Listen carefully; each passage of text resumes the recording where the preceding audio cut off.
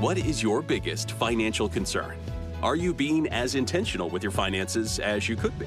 How confident are you that you'll reach your financial goals? How will life's transitions impact your financial plan? Welcome to the Clarity and Confidence for Life podcast with Tom Fleishel, founder, president, and CEO of Fleishel Financial Associates.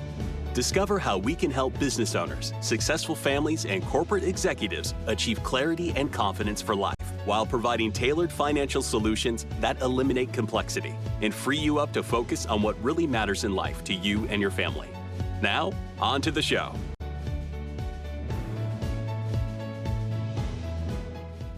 Hello and welcome to Season 2. That's right, we've recorded 20 episodes of Clarity and Confidence for Life with Fleishel Financial Associates, Tom Fleishel, MBA, CFP, and we can now say he's also an author. Tom, congratulations and welcome. Thank you. Exciting. So tackling this book and was kind of an interesting challenge, and did that in 2023 and was published in 2024. It's been a really phenomenal journey, coming from a family who could barely pay their bills to now helping clients gain that clarity and confidence to live their life by design, being really intentional with their finances. So the subtitle of the book is Living Your Financial Life by Design, Not by Default. So last year, the season that we had was phenomenal. There were some great shows. I'm just going to highlight a few that I thought really were standouts for the year. Episode 9 was Hack-Proof Your Life, Cybersecurity Survival with Jessica Rice. And some of the talking points that I think were very helpful, she talked about how scammers play on human emotion to easily get access to personal information. We've seen that way too many times, unfortunately. Some common red flags to look for when receiving unwanted emails and phone calls. That's becoming a lot more prevalent. We have to watch out for. How you can strategically create passwords and take preventative measures to avoid your information getting hacked. That's a big one. Yeah. And then some of the most common cybersecurity threats that clients face.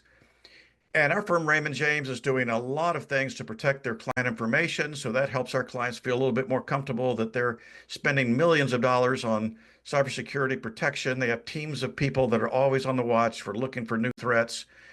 And then just the truth about identity theft and some things to watch out for there. That sounds like, a really good episode, because there's a lot of information there, a lot of things that you covered that you don't really think about, because everyone's going through their everyday life and you just don't think about the internet and security. And then when you do think about it, it's usually too late. So a really good episode there. All right, and episode 11 was really great. It had Planning for Aging Parents with Amanda Stahl and David Marsh from Raymond James.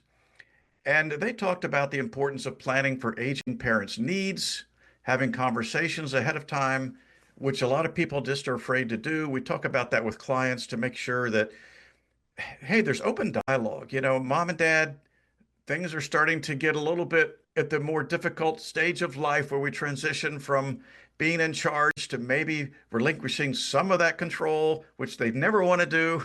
So it's something that we need to make sure that we have a conversation around. What information should be collected and shared as parents age? Very important. They need to make sure that they're open with that. The value of maintaining good communication with all parties. How to start the conversation with aging parents. Very difficult to do. I talk with clients all the time about this, especially the parents, so that they're open to having that dialogue with their kids. It can be a minefield. I'm going through that now with my 87-year-old mother, and I have to be very careful on how I present topics to her, because I'm still her child. Even at my age, I'm still her child, and she talks to me like I'm her child. But so, and now my dad is no longer with us, but even then, talking to him about that, it was a dance. It was, walking through a minefield, because you present it the wrong way, and instead of having a conversation, you're either getting yelled at or there's an argument, and nothing gets accomplished. So yeah, that's such a valuable podcast episode. Yeah, I mean, it's just one of those things in life that so many people are unprepared to deal with. It's a fact of life. It's most likely going to happen at some point. You need to make sure you have a plan and thought through and try to hopefully, hopefully you have a pretty good relationship with your parents that Right. you're able to have these conversations, but it's a very delicate dance, as you said. And it's what's also complicated, and at least this is in my situation. Both my grandparents, my grandfathers, they died early. My one grandfather, my mom's dad, died when he was 54, and my dad's died when he was 65. So my dad never and my mom never had this conversation with their parents. So it's not like they can understand my position or and my sister and my two brothers.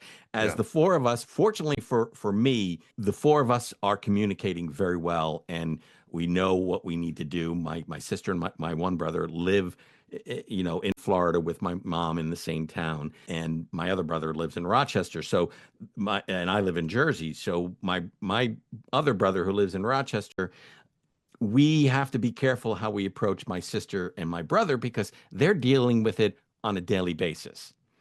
And I have to be careful because I don't want to come off as trying to tell them what to do 1,000 miles away. So yeah, it's a delicate dance. It is. It is. And, helping them manage the idea of a perceived loss of independence. That's what they don't want. They don't want to be dependent on other people. It's a pride thing. But you know what? They took care of us. And of Right. course, we were too young to be prideful when they had to take care of us. But now they're in a whole different stage. And there's that whole issue of pride. And, I don't want to be dependent on somebody. I don't want to be a burden. At the same time, we love our parents, so we want to help them through that transition. So, anyway, it's a great episode. Tune into Hmm. that one. Episode 15 was introducing the book, Clarity and Confidence for Life. I talk about some of the insights on, our financial planning process that we developed over 35 years ago and all those years. But it's really more about some really great anecdotes and stories of real life situations with clients, what they were struggling with, what were some of their dangers that they were dealing with, some of the things that kept them up at night, and how we helped them overcome those. So the journey and challenges, of writing a financial guidebook as a first-time author was interesting. I didn't really know how that was going to go. The joke about that is when I was reading up about how to do this, one of the books that I read talked about just get out your vomit draft first. And the vomit draft is, don't worry about editing, just get it out there and then later come back and get the editing done. And that was Sure. helpful because I didn't have to rethink or really analyze everything I was going to write down the first time, and it just kind of flowed out. And so that was a good experience and that was good advice. And so it talks about, what it means to live your financial life by design and the benefits that go along with that, the significance of starting financial planning early and being really intentional, and finding a trustworthy financial team that you can work with. So all those points are in the book. I have some real life stories from clients that sometimes were willing to give their names. And really cool section, chapter 10 talks about, money has a purpose. What is yours? And many times people don't know the end game with their money, what they're really trying to accomplish. So it has a really great idea there of how to help people get really thoughtful about planning for what is the money all about and what am I really trying to accomplish. So that's a great end of the book on chapter 10. So anyway, great season last year. And so before we go into season two, I'm going to hit some highlights of what we're going to cover in this next season.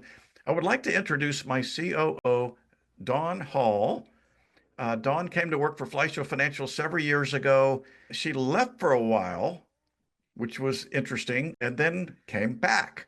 So that doesn't happen too many times. So, Dawn, you know, tell us about your starting out journey with us and what was that like to begin with?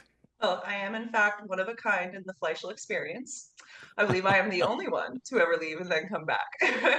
When I first came to work for the firm, I was young. I came from manufacturing, and I saw an ad one day, and I really wanted to, grow, get out of that position. And as I was reading the ad, I got out of the car, I went into the office, and then my, at the time, horribly blasphemic boss I mean, this guy was just a real piece of work. I mean, he's just awful, always saying terrible things, just awful guy.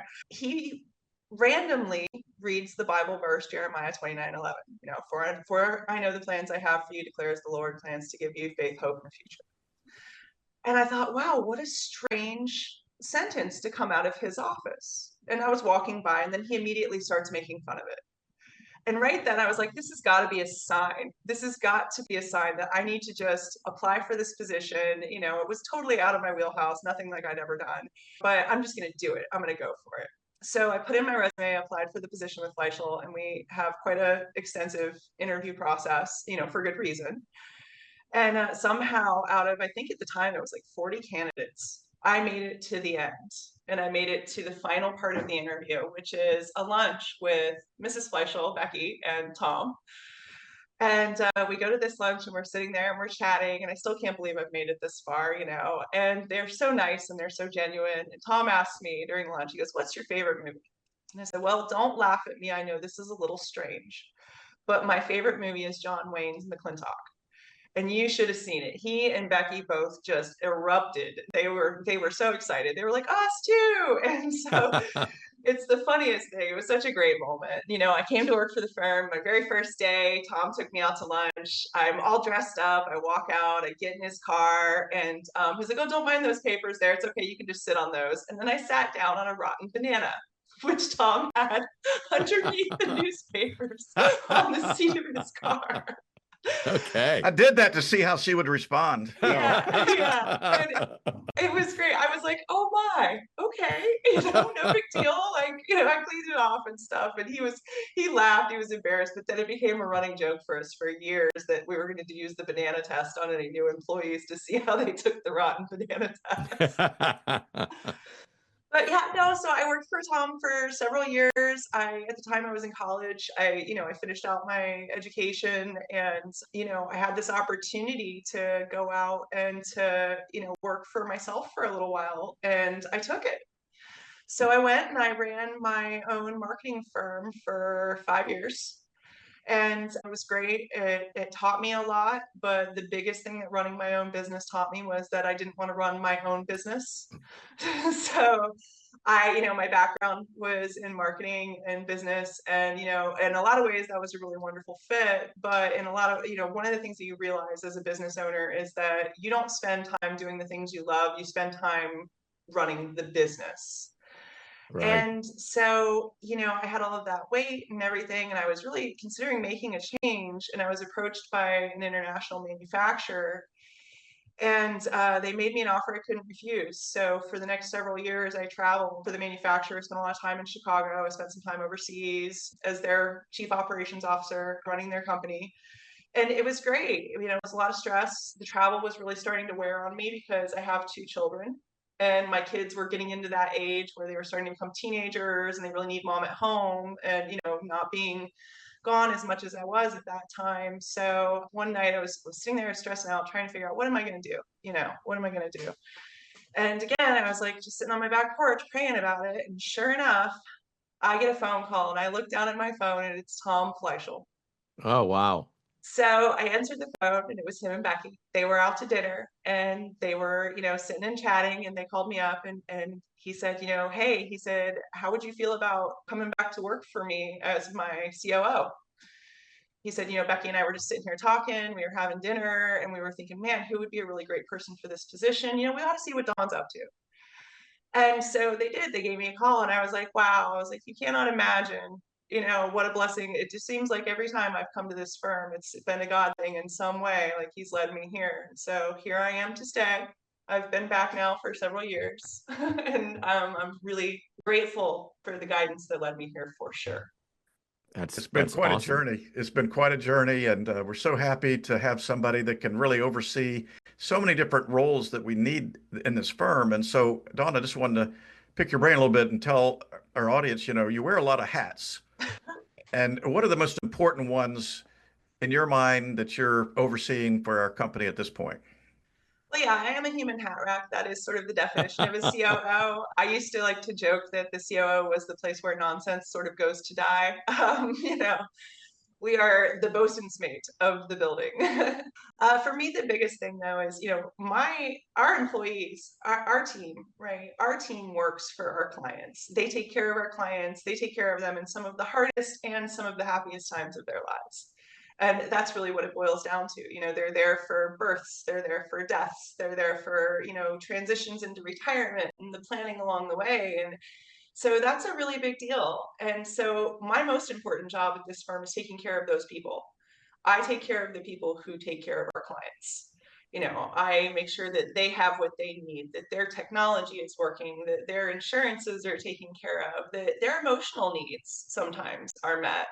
You would be surprised at how much, a COO ends up being a counselor as well. So I keep Tom in line. There are times that you should hear us. I mean, we are just at each other, sometimes. And thank God that, we have the love and the respect and the relationship that we do, because I don't think this firm would have the culture it does without, Tom's leadership for sure. Yeah, one of the most important things that helped us in the right fit for Dawn to be a part of this team was later we read this book called Traction. And it's really one of the best books I've ever read about overseeing a business and all that goes into that. And one of the key points they make is talking about most of the time, the entrepreneur is what we call the visionary. They're the person that has all the great ideas, a lot of energy. They're very ADD. They've never met a new idea they didn't like, but they're very short on implementation. They're very short on follow through. They're very short on execution. So what you need is a good offsetting person that's the integrator, the implementer of all these ideas, and the one to tell you, yeah, no, that's probably not going to be something we can do right now, but we can consider that. So, again, chasing all the butterflies, chasing all the great ideas. So I need somebody that's going to keep me in check, that's going to keep us on track and make sure that all the different functions and pieces of the firm are still all working together, but to manage me as well as anything. So, there's all that. But I need to be focused on, the bigger vision, the focus of where the firm is going. And Dawn is really kind of the behind the scenes, making sure all these pieces work. And so it's a great team effort. It's not very often that you can get a great visionary and a great integrator to work together. There's going to be a lot of friction, and we do have some friction occasionally because, I'm right now, let's do it. And she say, no, we've got other 5 things that we've already talked about as priorities. We can't do all these right now. So those are very important parts of how a good team works together like that. It's been wonderful to have her. Even this morning, we're kind of back and forth, with this whole thing, but we got it figured out. We still love each other. We work through it. So that's really the dynamic of having a great team with, the visionary and the integrator. So I it like seems to say, oh, I'm sorry, RJ. that's okay. No, it seems like communication is really vital, and you throw that word out, communication, and it seems like, oh, it's a simple word, but it's such a key to a team, as Tom has been talking about. If the communication is good, and it seems like that's the key for you, Dawn and Tom, that what makes it work. I've been in places where the communication was horrible, and it's a disaster. So that's a great story. And again, communication is just so important, and it seems like that is working very well for you.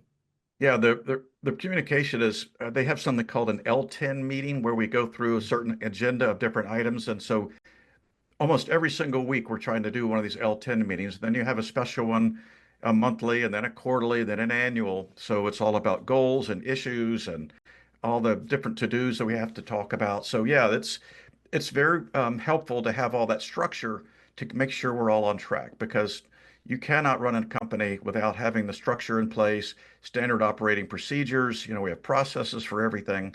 So again, all those things have been phenomenal, and Dawn helps us keep everybody on track with those processes. It's been a ride. It's been fun. I like to say that I'm the firm mechanic. Tom's the engine. He's what keeps us going. I mean, he drives for sure, but I'm the firm mechanic. I keep all the other bits and pieces kind of going and working. So it's been a pleasure, and Again, definitely. it's so important that you both understand your roles and execute your roles, because that's, again, working in radio for many years and having been a program director and running staffs, when everyone thinks that they can do other people's jobs, that's when you run into trouble. But when everyone understands their role and executes their role, that's when things just flow very nicely. And it sounds like that's working for both of you. Got to stay in your lane, baby. You got to stay in your lane. Definitely. I like that. All right. So what are we looking forward to in season 2, Tom? Well, season 2 is going to be a transition to a lot more expert panelists. I want to bring in some of the great people that our clients want to hear about. An estate attorney. We have all kinds of questions that people talk about with what's going to happen if I get older and I can't manage my affairs, and how are we going to transition to my heirs? There's some very important issues and questions that need to be addressed.